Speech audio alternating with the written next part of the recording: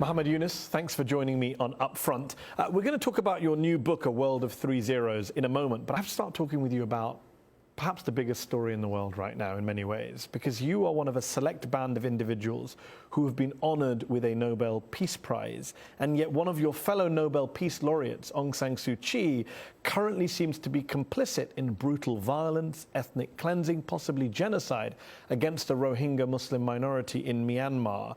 How does that make you feel? I feel terrible. It's the most shameful thing, terrible thing that happened. To me, it's the #1 news item right now. And I feel it every day because the people are coming. I'm from the same region where the Rohingya people are coming in, Chittagong. I feel this Nobel Peace Prize that she got, she had one image, whole world showered with admiration and respect for her. Now she got completely reverse her position. She has another face, which is about atrocities, about killing her own citizens. These Rohingyas were born there, lived there for generations.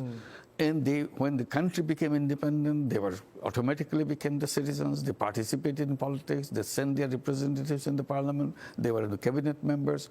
Suddenly, in 1982, military government comes up with the idea stripping them of rights. Stripping the right. They are no longer citizens. So let me ask you this: in Myanmar right now, what we're seeing is what the UN has called a textbook example of ethnic cleansing. Last year, you signed a letter to the UN Security Council with a dozen other Nobel laureates expressing, quote, frustration at Aung San Suu Kyi for her refusal to act on this issue. Just to be clear, because a lot of people kind of point the blame in different directions, how much blame do you place on her directly for the current crisis, for this ongoing violence and refugee movement? I'll put 100% of the blame on her because she is the leader.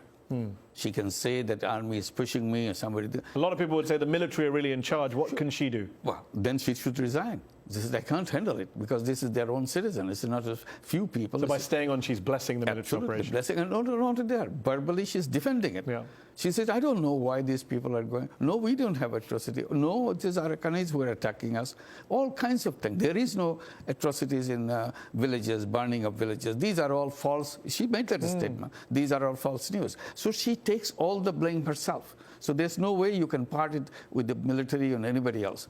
She gets all the blame and she's responsible for it and she has to fix it. So when your fellow Nobel Peace Laureate, Jose Ramos Horta of East Timor, who signed that letter with you last year, that's right. But a few months ago he was on this show and he was basically defending Aung San Suu Kyi. He said she's handling a very complex, delicate situation. She cannot antagonize the military. Quote, criticism probably is misdirected more to her than to the military. What do you say to him?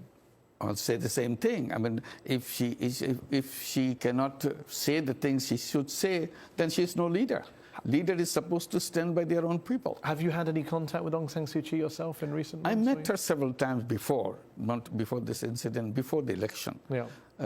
I mentioned about Rohingyas and so on. She said, well, I have to be very careful about the military. I cannot say anything. Okay, but when the election is over, if I'm the winner, I'm definitely taking a stand in favor. Oh, she said that to you? She said that to me. Oh, wow. So she's gone back on that in your view. Absolutely. And if you could speak to her directly today, what would you say to her? What should she be doing? I said, you have to stand up. You have to protect your image that you built over years as a defender of human rights, a defender of democracy. What happened to all those values that you have promoted? Stand by them. It's not the military, it's not somebody else. You suffered the house arrest and all this for years and years. You believed on some principles. What happened to those principles? Is it because just you want to stay in power? You have to go along with military and everybody else? What would they do? They will put you back into prison or something like that. Do you think she still deserves that Nobel Peace Prize? If she had all this story in front of the committee, I'm sure committee will never give her the prize. Just talking about your own country, Bangladesh, which is hosting 1 million Rohingya refugees who have fled persecution in Myanmar. I think more than 500,000 just since August alone. Yeah. Prime Minister Sheikh Hasina has been commended by a lot of people in the international community for taking in the refugees, for speaking on behalf of refugees. But let's be honest, Bangladesh is a poor country with a bunch of domestic problems that need tackling. How long can it continue to host this growing Rohingya refugee population within its borders? It's not only simply economic issue. It's a political issue. Yeah. It's a security issue. So you have 1 million people who belong to another country, came to your country, and they're already taking up arms against their situation. And it becomes the den of all the terrorist activities very soon. And all the international connections of the terrorism will begin, and this will be terrible for Bangladesh and terrible for the region. And all these things will come on in an explosive way as days go by. So I'm saying that it has to be resolved very fast before all those elements get active and create trouble for everybody. Okay. Many are concerned that in Bangladesh, Hifazat-e-Islam, a quote-unquote Islamist pressure group in Bangladesh, is exploiting the influx of Rohingya refugees. They're organizing mass protests around the issue. They're even threatening to wage jihad against Myanmar if, quote, the army doesn't stop torturing Muslims. How worried are you that groups like Hifazat are getting a big PR boost in Bangladesh from the Rohingya crisis and becoming even more influential in what was once traditionally deemed to be a secular democracy, not an Islamist country? This issue, the Rohingyas and the refugees, will become the fodder for all kinds of negative activities, including the extreme one, the terrorism. So these are only demonstrations. I'm worried about the terrorism that it will breed because of the frustrations in the young people. We are not seeing the young people yet, but when they came, mostly were women and children. These children will grow up. Who's giving them the education? Who is going to the future? What is the future they look up to? So they will be very ready to... You believe the Rohingya refugee crisis is a recruiting sergeant, in a sense, for the Absolutely. I'm saying that it's a concentrated hub for recruitment and promotion of terrorism. And just one last question on this issue. On Bangladesh and on Myanmar, Sheikh Hasina has said that Myanmar has pretended like they wanted a war. The Bangladeshi government have accused Myanmar drones and choppers of violating its airspace. Are you worried that this conflict could erupt into an outright open war between the two countries? That is a regional security issue right now. Which direction it will take, we don't know. Because if in the name of Rohingya something will happen, somebody will use the Rohingya name to make it happen. So any direction it can go. It's not only between Bangladesh and Myanmar. I'm saying all the regional countries will become involved in it. India will get involved with it. Pakistan will get involved with it. All the terrorist groups will involved with Middle East and so on. How many countries will get involved? God knows. Because this is a very attractive, thriving area, staging area for the terrorist activities. Muhammad Yunus, let's talk about your new book, A World of Three Zeros, the new economics of zero poverty, zero unemployment and zero net carbon emissions. It's focused on capitalism, in particular unfettered capitalism and growing wealth inequality around the world. You write in the book that the structure of the present economic system is, quote, a ticking time bomb waiting to destroy everything we have created over the years. What do you mean by that exactly? Well, a very simple thing, that the way the concentration of wealth is taking place in the world, it is just leading to the ticking time bomb, any day to explode. Today, 8 people in the world own more wealth than the bottom half of the entire world's population.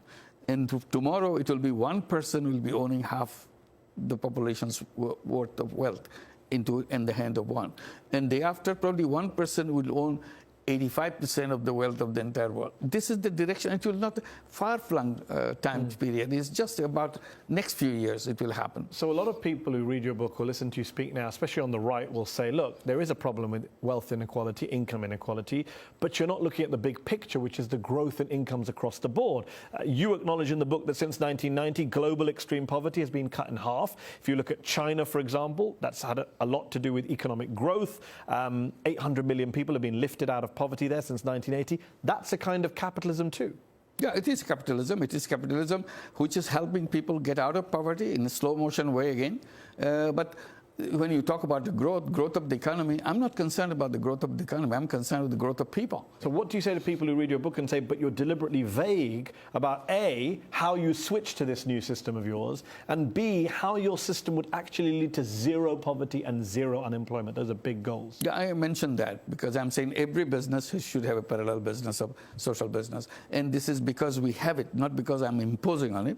If you feel that, yes, you want to contribute, you want to play a part in solving problems of unemployment, problem solving of the housing, healthcare, and so on and so forth, all the things that we know. If you can play that, everyone doing that, this problem will be solved at the same time. Wealth concentration. But you know, you're not the first to say that. It sounds very utopian. You talk in the book about super happiness. We need to taste super happiness. Great in theory, but how do you do it in the real world? What makes the full sentence is making money is happiness, making other people happy is a super happiness. Okay, but again, very vague. These are not economic concepts. It's not a vague. It is vague. You can't measure stuff stuff like No, that. no, I understand. I keep telling when people say, oh, I don't feel super happiness. I said, because you have not done that.